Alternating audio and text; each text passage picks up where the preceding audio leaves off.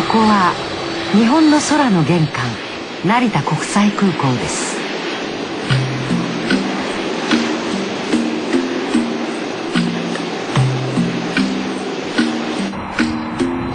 飛行機が通り過ぎる横に離れ小島のように浮かぶ建物、途切れたままの滑走路。こんないびつな空港を生み出した背景には激しい反対運動がありました。そして戦いは今もなお終わっていないのです。とりわけ農民になってる西木田君がいた。本当にお上のやることに逆らうなみたいな形で蹴散らしてきましたからね。ここに住んでるってことを、百も承知でこうやって頭の飛行機飛ばす。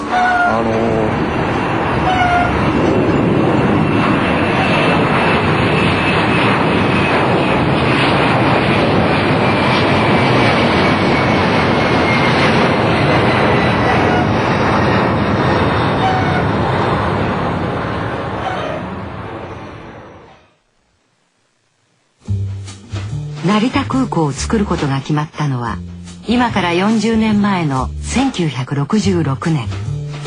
3本の滑走路を作る計画でしたが、用地の買収が進まず1978年に滑走路1本で開港しました。2本目の滑走路がオープンしたのは開港から実に24年後の2002年。しかしそれは買収できない土地を避けて計画より320メートル短くした暫定滑走路でした。その買収できなかった地区が現在空港問題の焦点となっている東宝地区です。東宝地区には農業を営む人々の家や畑、そして漬物工場や野菜の出荷場があります。土地の売却や立ち退きを拒んでいる東宝地区の人たち。その頭の上を飛行機が飛んでいきます。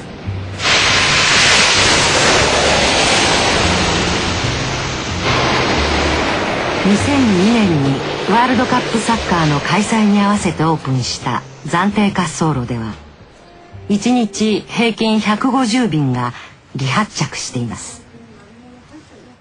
ここは野菜の出荷場。成田で有機野菜を作っている生産者のグループが消費者に送る野菜の仕分け作業をしていま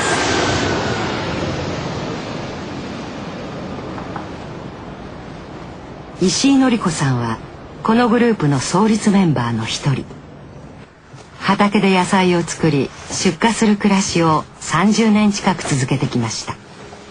紀子さんにとってはこの場所で仕事を続けていくことに大きな意味があるのです。空港ができてからどんどんそういう空港の方が押してきて農業やりにくい環境になってるわけですね。毒農ならば後から来ていろんな被害をもたらしてるあなた方の方ですよっていうことを、私は自分がここで暮らして農業をやってることによってそれをやっぱり主張していきたいんですね。政府のあまりに一方的な決定がいわゆる成田闘争の発端でした。今から40年前、政府は千葉県成田市三里塚に空港を作ることを突然決定。地元住民に事前の相談はなく、多くの人がテレビや新聞のニュースで自分の住む場所が飛行場になることを知ったといいます。農民の多くは戦後にこの土地に入り、荒れ地を開墾して田畑を作った開拓農家でした。彼らは自分の土地を守るために戦いました。国の理不尽なやり方に対抗する農民の戦いに大勢の学生が駆けつけました。学生運動の嵐が吹き荒れていた当時、国家権力との戦いを標榜する学生たちにとって成田は絶好の舞台となったのです。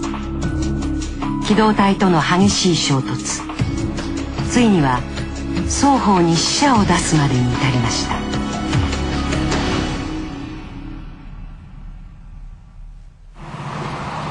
石井紀子さんも農民を応援するためにやってきた学生の一人でした。初めて成田に来たのは高校3年生の時。東京生まれ東京育ちの典子さんは大学に進学した後も成田に通い続けました。その時出会ったのが夫の常次さんです。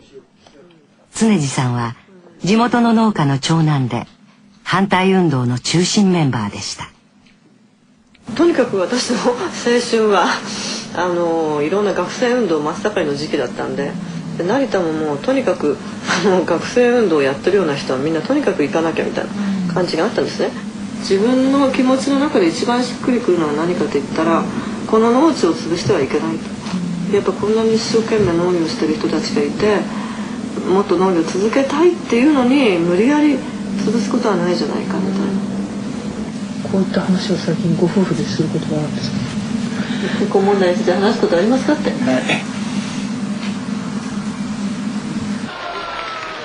労農学の団結で三里塚空港を廃港に追い込もう。常次さんの父武さんは反対運動の先頭に立っていた一人。父が苦労して開墾した畑を守るために家族ぐるみで戦ってきたのです。3年前武さんは78歳で亡くなりました。空港反対の意志を最後まで貫いた父。成田闘争は親子2代にわたる長い戦いになりました。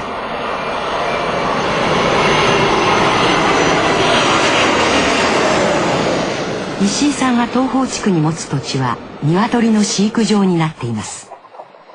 ここで働いている日野家森夫さんも闘争と共に生きてきた一人。大阪の大学に通っていた日野家さんが学校を辞めて成田に来たのは反対運動が激しさを増した1971年、20歳の時でした。原さんのいわゆる支援学生として成田に昔ね。それでほとんどの方がやっぱ自分の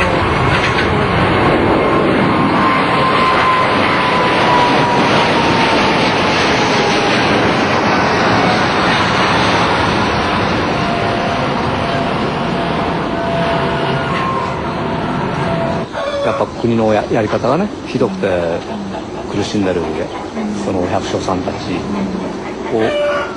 を応援しようっていうことで最初は来たんだけどね。だからそこで自分との共通点を見出そうとしたわけですよね。共通点。そういう意味である意味で社会的な憤りとかね、権力の不正とか、やっぱ政治を変えていきたいっていう、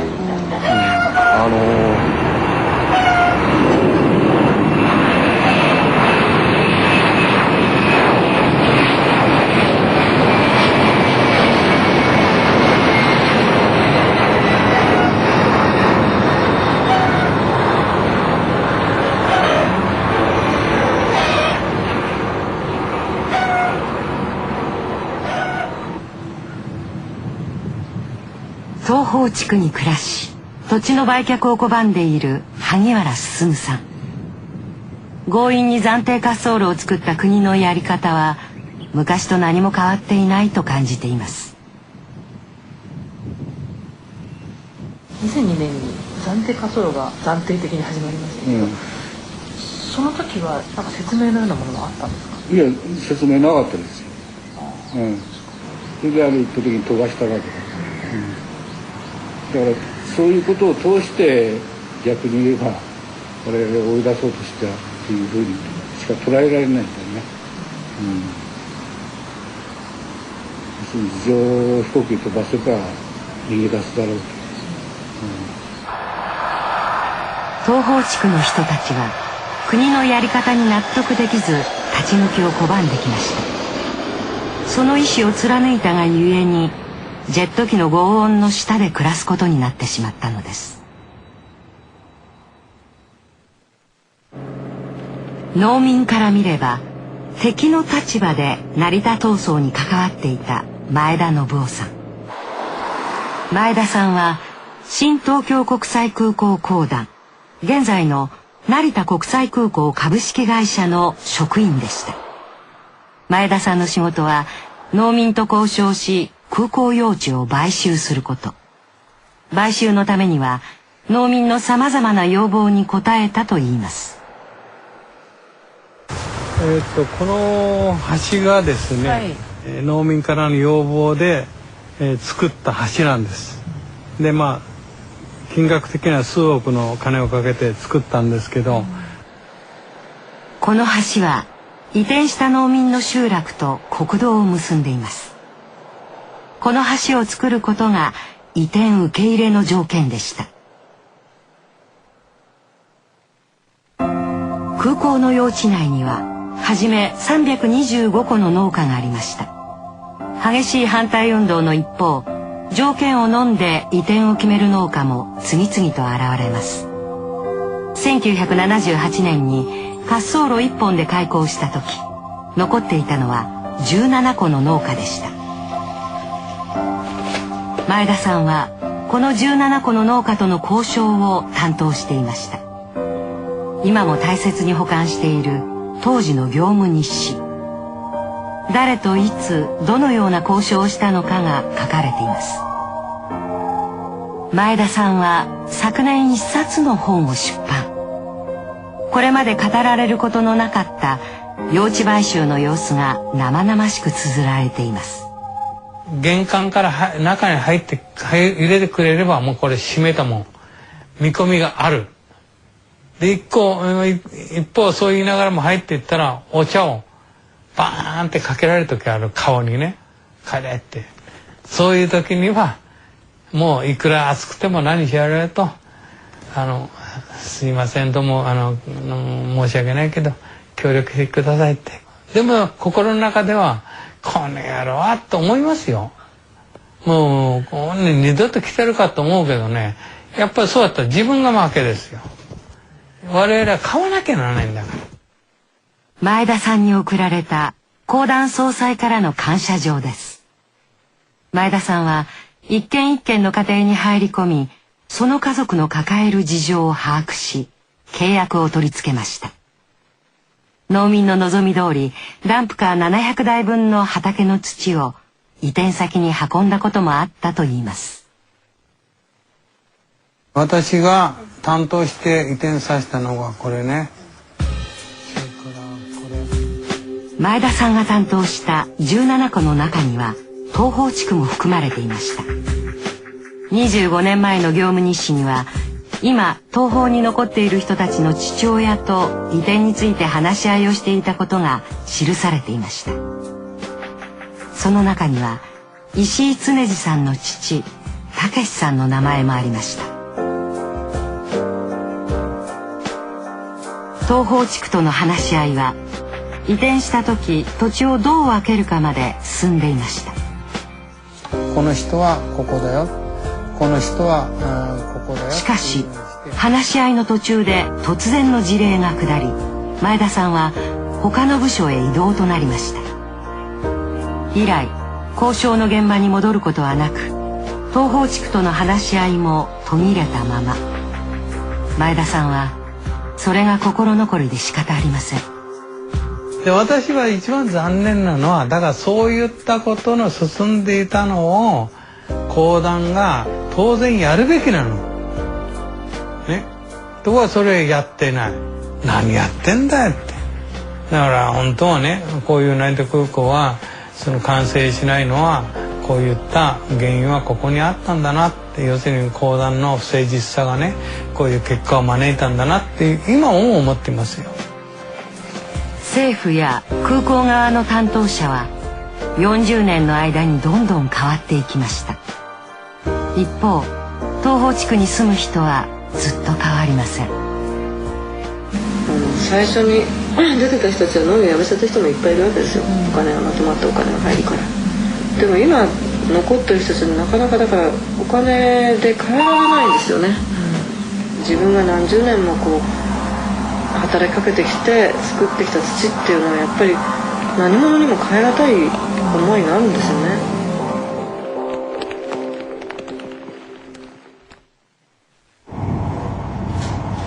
成田で戦った多くの若者たち。闘争で見たもの、感じたものはその後に少なからず影響を与えました。山形県長井市で農業を営む菅野義秀さん。農民たちを応援するために成田に行った大勢の学生の一人でした。菅野さんは農地を守るために戦う同世代の若者たちに衝撃を受けました。農家の跡取りでありながら菅野さんは農業が嫌でたまらなかったのです。俺が高校時代まで過ごした農村にはお上に対して異議申し立てをする農民なんていなかったよ。だけど成田の農民たちは自分たちの気持ちや自分たちの考えを堂々と主張しお上に対して物を申していたからね。ここで農民として生きていきたいんだというそういう姿勢だよね。そういう姿勢にやっぱり一番びっくりしたし感化された。だから俺三塚の農民たちというものと出会わなかったらやっぱり農業してなかったかもしれないね。誇りを持って農業をやっていきたい。菅野さんが成田で学んだのは国の発展と農業との折り合いをどうつけていくかでした。26歳で故郷に戻った菅野さんは化学肥料や農薬に頼らない農業を始めたのです。そんな菅野さんの目に滑走路のそばで暮らす東方地区の人たちはどのように映るのでしょうか。ストレスだろうね。辛いだろうと思うよ。だって農村の魅力を構成しているものの中でかなり大きなウエイトを占めてるのはのどかさなんだよね。風景ののどかさで音の静かさなんだよ。そのことをしかし彼らが一番よく知ってんだよ。でもでにもかかわらず自分はここで生きていくって決めてるわけだよな。だからそこまで、なんか彼らをね追い込んでいったものね、そのように決意するとそこまで追い込んでいったものに対してやっぱり俺は同意できないね。成田空港の南側に位置する柴山町。町の7割が騒音地区に指定されています。町長の相川勝重さんもかつて反対運動に参加していました。私はですね、基本的に何度も逮捕されています。3回4回逮捕されていて、裁判もですね十数年の裁判も受けています。どうしてもそういった理不尽なですね、やり方あるいは強制的なやり方についてはノーだと。20年以上続けてきた反対運動から身を引いたのは13年前。空港の完成を拒むことは自分たちの町の発展を拒むことになると感じたのです。ここは全部埋まってます。そこで相川さんが選んだのは空港と共生していく道でした。かつての仲間だった東方地区の人たち。相川町長は今彼らをどう見ているのでしょうか。よく今まで頑張ってきたなというふうに言ってあげたいですね。最後まで頑張ればいいんだということはですね、私の方からですね言えません。地域社会の方々は暫定並行活動をですね容認したわけですね。そこはですね確かに住んでる方々も非常に大事なことなんですけども、地域もまた大事だということ、独りよがりというのはですねなかなか理解を得られないというふうに私は認識しています。東方地区の人たちが完成を阻んでいる暫定滑走路。それを完成させるための新たな工事が9月にも始まろうとしています。しかしそれは騒音区域が拡大することを意味しています。アジア各国では大規模な空港が次々とできています。成田空港もそれに負けない整備が必要だと国土交通省は考えています。しかし東方地区の用地買収は困難と判断。滑走路を逆の北側に伸ばして2500メートルの滑走路を完成させることにしたのです。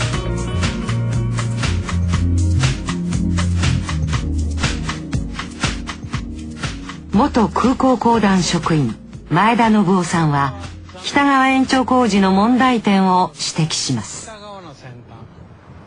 これから先久住地区って言って千何百の農家が、いわゆる農家だけじゃなくて家があるわけですよ。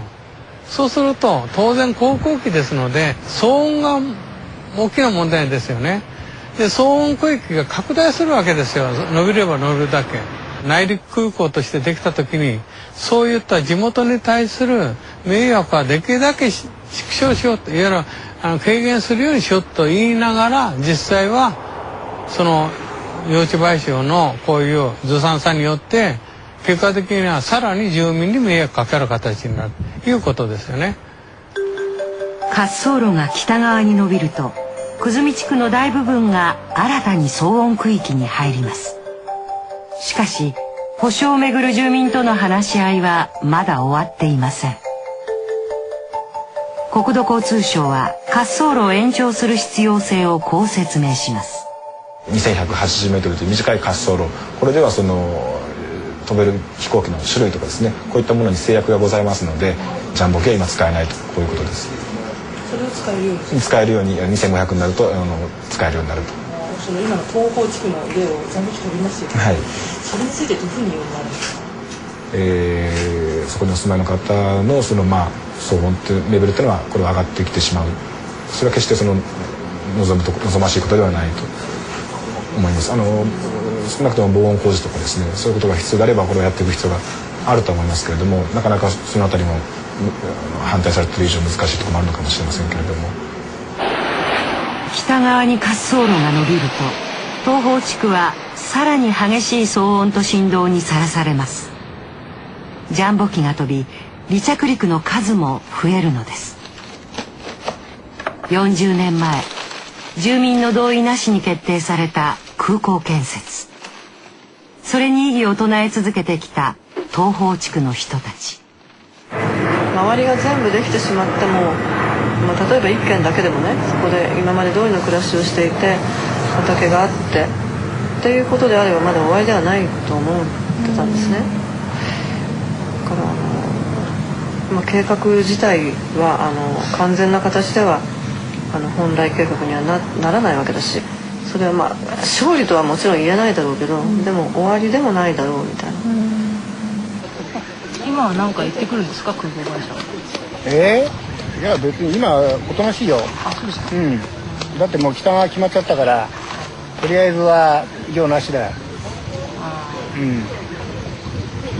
石井さんはずっと頑張ってるんですね。頑張りきれないよ、お前そんなこと言ったって。頑張りきれないっていうお気持ちなんですか。頑張りきれないっていうふうに思ってらっしゃるの。何だっていなくなっちゃったでしょ、みんな。そうね。頑張るってのは別に一人で頑張るのが頑張るんじゃないだろう。石井さんこの先どうなさるんですか。さあどうなるか分かんない。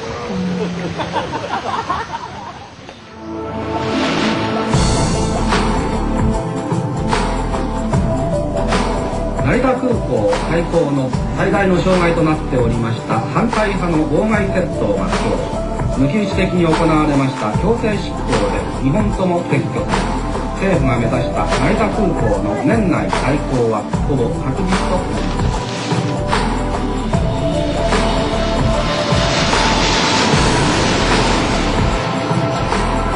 なります。成田空港の裏にある40年の戦いの歴史。成田空港を利用する旅客数は今年過去最高を記録しようとしています。